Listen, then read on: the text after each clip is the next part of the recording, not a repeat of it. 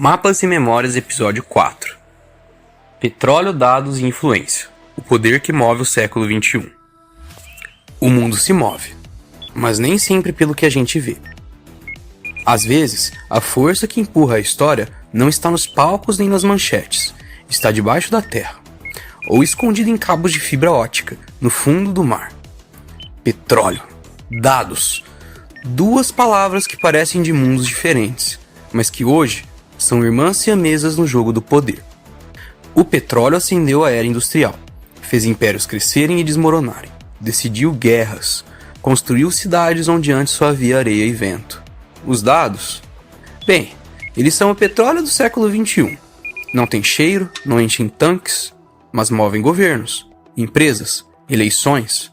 Com eles se compra atenção, se molda opinião, se redesenha o mapa sem que ninguém perceba.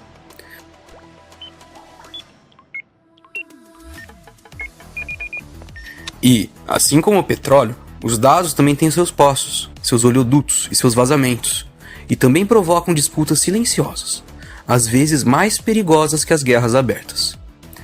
Eu sou Matheus Mendes, acadêmico de geografia, pesquisador e contador de histórias amador, e este é o Mapas e Memórias. Hoje, a gente vai explorar como o controle sobre energia e informação molda alianças, provoca crises e define quem tem voz e quem fica no escuro. E, para entender o que está acontecendo agora, a gente precisa voltar. Voltar para o início da corrida do petróleo, quando o cheiro do combustível novo prometia riqueza, e ninguém imaginava o preço que o mundo ia pagar. O petróleo, ele sempre esteve lá, muito antes de alguém sonhar com máquinas, motores ou combustíveis. Preso sob a terra, espesso, escuro, quase silencioso, dormindo há milhões de anos. E então, alguém decidiu acordá-lo. No final do século XIX, descobriram que aquele líquido podia iluminar ruas, podia mover engrenagens, podia aquecer casas quando o frio vinha de repente. No começo, era o querosene, a luz antes da luz elétrica. Londres, Nova York, Paris, cidades inteiras brilhando à noite graças ao que vinha das entranhas da terra. Mas logo veio o motor a combustão, e o petróleo deixou de ser só luz, virou velocidade. Carros, caminhões, navios, aviões. A guerra deixou de depender só de cavalos e carvão. Agora precisava de tanques, tanques cheios. E foi aí que ele deixou de ser apenas um recurso natural. Virou poder. Quem tinha, mandava. Quem não tinha, tinha que negociar. Ou conquistar. As primeiras potências petrolíferas não eram países, mas empresas. A Standard Oil, nos Estados Unidos, a Royal Dutch Shell e a Anglo-Persian Oil Company, no Reino Unido. Elas não extraíam apenas petróleo, extraíam influência, controlavam portos, refinarias, rotas de transporte, decidiam preços que afetavam cidades inteiras, economias inteiras. O Oriente Médio entrou no mapa dessa história quase por acaso. No Irã, ainda chamado Pérsia, concessões foram assinadas com estrangeiros por valores ridículos. No Iraque, empresas britânicas e francesas fincavam presença antes mesmo de existir um Estado moderno. O deserto, que para muitos era terra vazia, terra nullius, passava a ser visto como cofre. Durante a Primeira Guerra Mundial, a Marinha Britânica trocou o carvão pelo petróleo. Foi uma aposta ousada e definitiva. A frota ficou mais rápida, mais eficiente, mas também mais dependente de reservas que estavam longe de casa. Esse foi o momento em que o petróleo entrou de vez na geopolítica, não como coadjuvante, mas como protagonista. E dali em diante, nada mais seria decidido sem ele.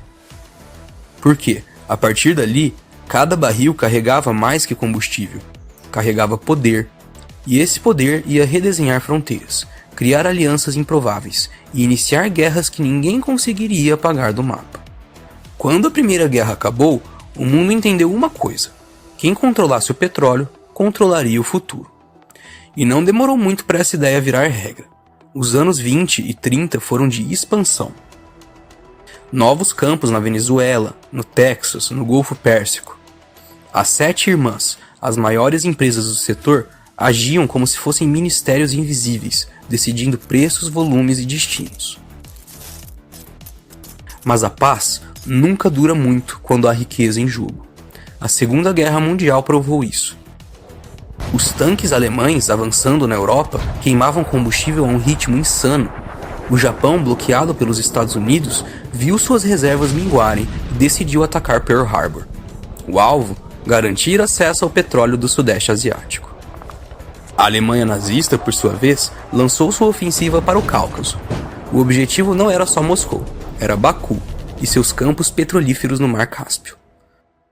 Depois da guerra, o petróleo virou a base do que chamavam de mundo livre.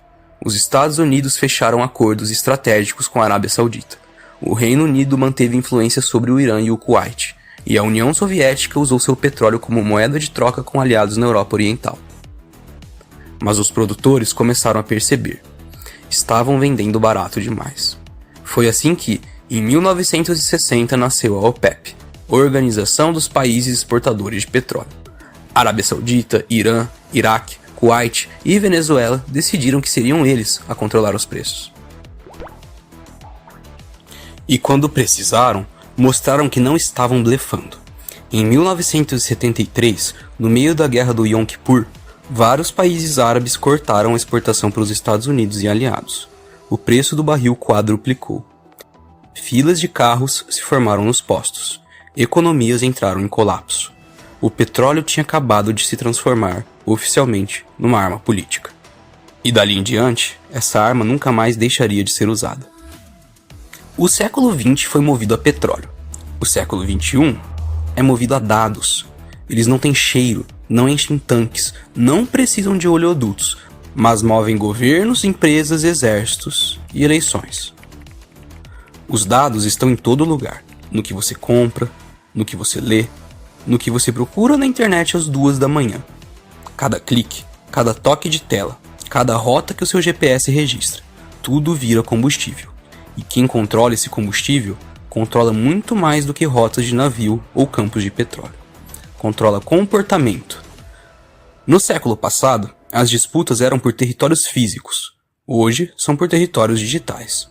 E eles não aparecem no mapa. Pelo menos não no que você vê. As grandes empresas de tecnologia são as novas 7 irmãs: Google, Amazon, Meta, Apple, Microsoft, Tencent, Alibaba. Elas mapeiam o planeta inteiro, não só por satélites, mas por cada passo que você dá com um celular no bolso.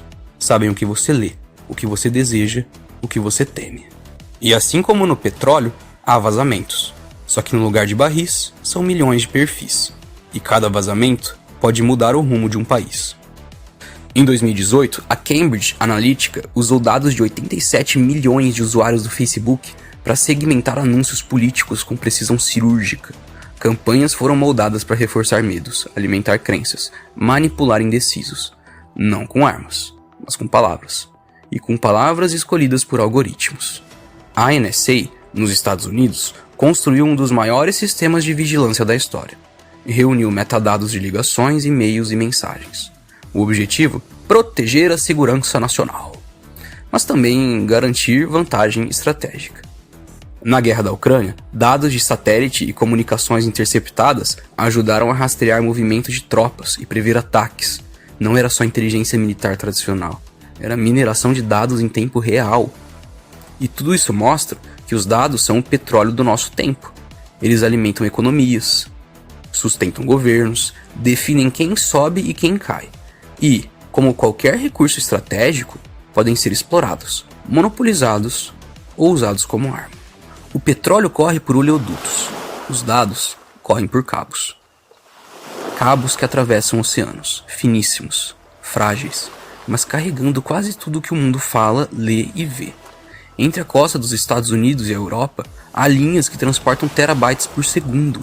Cada e-mail, cada chamada de vídeo, cada transação bancária, tudo passa por ali. Em 2013, documentos vazados por Edward Snowden revelaram que a NSA tinha acesso direto a alguns desses cabos. Não só monitorava mensagens suspeitas, mas coletava dados em massa, de milhões de pessoas que nunca souberam que estavam sendo observadas. Esses cabos são alvos, podem ser cortados, espionados, desviados, e em tempos de tensão viram pontos estratégicos como portos e refinarias. Na guerra moderna, sabotar um cabo pode ser tão grave quanto explodir um oleoduto. A diferença é que o oleoduto todo mundo vê. O cabo, quase ninguém lembra que existe. E é isso que torna as rotas invisíveis ainda mais perigosas, porque quando se corta o fluxo de dados, não se apaga só a informação, apaga-se a voz, apaga-se a presença.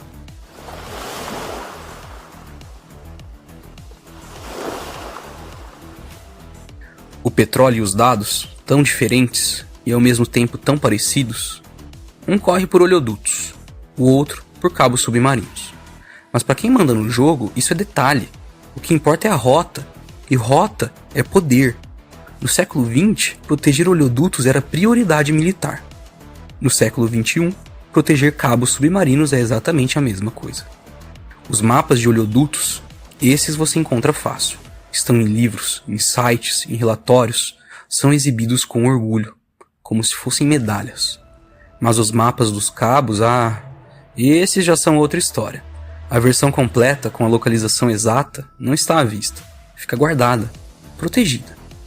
Assim como oleodutos evitam zonas de guerra, cabos evitam zonas instáveis no fundo do mar, falhas geológicas, correntes perigosas, áreas com presença militar pesada.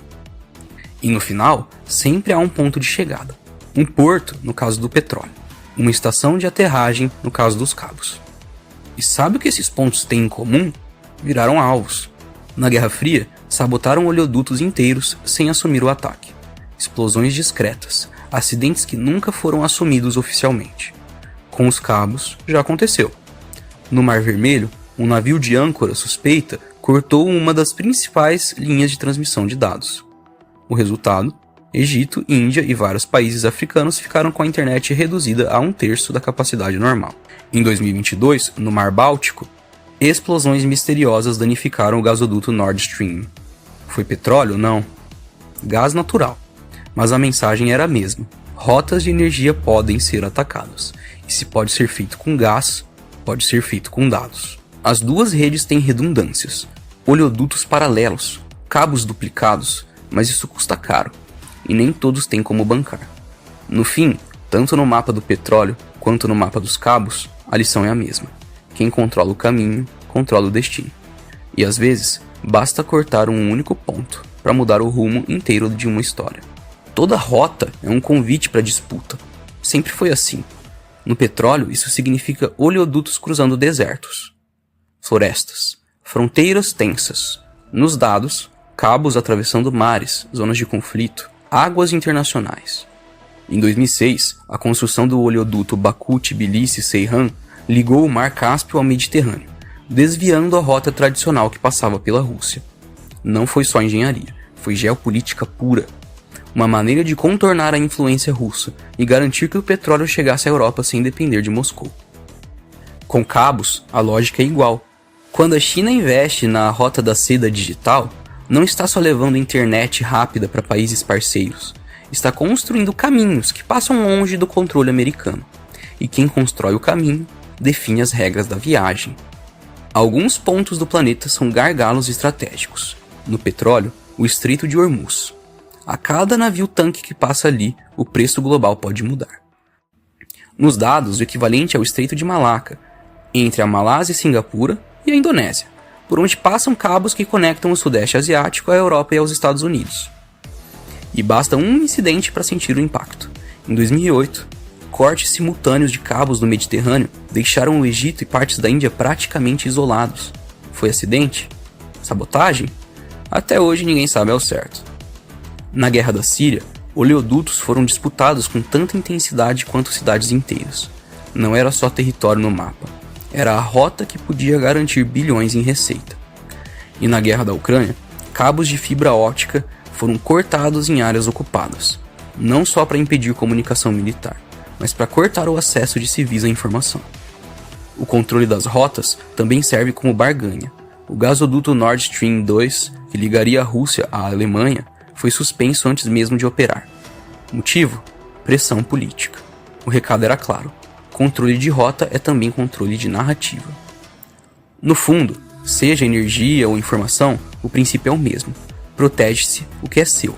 Interrompe-se o que é do outro. E no meio, ficam países inteiros dependentes de rotas que não controlam. Porque, quando a disputa é pelo caminho, ninguém está realmente seguro. O petróleo moveu o século XX. Os dados movem o século XXI. Mas não é uma troca simples. Não é um jogo de substituição. É um jogo de soma. Navios-tanque e pacotes de dados não se cruzam nos portos, mas no tabuleiro da geopolítica estão lado a lado. Porque não basta ter combustível para motores, você também precisa de combustível para decisões. Os dois se sustentam. Oleodutos mantêm fábricas funcionando, exércitos em movimento. Cabos submarinos mantêm ordens chegando, transações acontecendo, informações circulando. E ambos têm algo em comum. São invisíveis para quem não quer ver. A segurança deles depende de acordos e ameaças. Bases militares perto de oleodutos estratégicos. Navios patrulhando áreas onde passam cabos críticos. Diplomatas negociando proteção como se fosse simples burocracia, quando na verdade estão negociando estabilidade mundial. Em 2019, um ataque cibernético derrubou a Saudi Aramco, maior produtora de petróleo do mundo, paralisando parte da operação. Era petróleo, mas foi um ataque digital. Na guerra da Ucrânia, drones atingiram depósitos de combustível, enquanto ataques hacker tentavam desativar sistemas de comunicação. Energia e informação, atacadas ao mesmo tempo. A interdependência é tão forte que um pode travar o outro. Um embargo de petróleo pode limitar a capacidade de manter servidores funcionando em países dependentes de energia importada. Um ataque digital pode interromper o bombeamento de um oleoduto, como aconteceu nos Estados Unidos com a Colonial Pipeline em 2021. E como sempre, há zonas de sombra, lugares onde o controle é disputado metro a metro, ou megabyte a megabyte. O mapa moderno não é só físico. Não é só digital. É híbrido. E nele o petróleo e os dados dividem o mesmo espaço. Porque no fim das contas, o mundo não se move apenas com combustível. Ele se move com aquilo que decide como esse combustível será usado. O tabuleiro moderno é invisível. Algumas peças estão enterradas a quilômetros de profundidade.